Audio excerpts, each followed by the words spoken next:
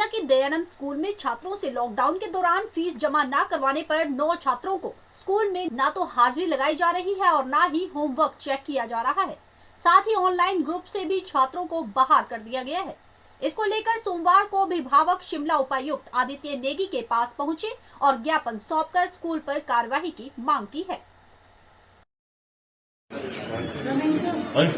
हमारी डिमांड जो थी स्कूल के बच्चों को लेकर के है, और क्योंकि जो नोटिफिकेशन 5 दिसंबर 2019 को हुई थी उसमें शिक्षा निदेशालय ने आदेश दिए थे कि जो भी फीस बढ़ोतरी होगी उसमें जनरल हाउस होगा, उसके बाद ही कोई निर्णय लिया जाएगा। लेकिन स्कूलों ने उसके बावजूद भी बिना जनरल हाउस करवाए ही जो है वो फीस बढ़ोतरी की है, और उसके लिए हम उपायुक्त से मिलने आए थे कि वो बच्चों को भी तंग कर रहे हैं कि फीस पूरी दी जाए, जमा करवाई जाए। और हम ये कहना चाह रहे हैं कि जो जनरल हाउस हुआ था उसके हिसाब से ही फीस बढ़नी चाहिए थी, अगर होता तो ही फीस दी जाती, अदरवाइज़ नहीं। और अभी शिक्षा मंत्री जी ने भी एक अपना स्टेटमेंट दिया था कि जब तक ऑनलाइन क्लासेस लगी है तब तक जो फीस है वो स्कूलों को सिर्फ ट्यूशन फीस लेनी चाहिए, बाकी अदर फंड नहीं लेने चाहिए।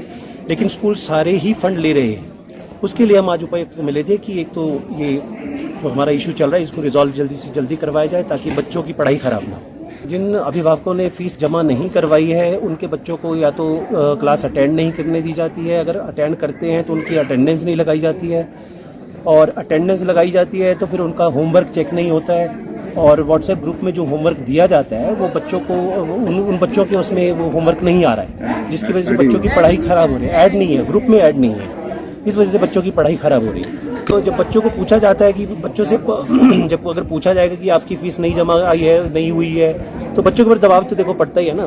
मेंटली हरेसमेंट तो बच्चे भी हो रहे हैं कहीं ना कहीं। नाम और ये जो है ना, ये जो अगर शिक्षा निदेशालय या तो इसको अपनी जो नोटिफिकेशन की उसको वापस ले ले और शिक्षा मंत्री अपनी स्टेटमेंट वापस ले ले, तो ये टकराव की स्थिति खत्म हो जाए।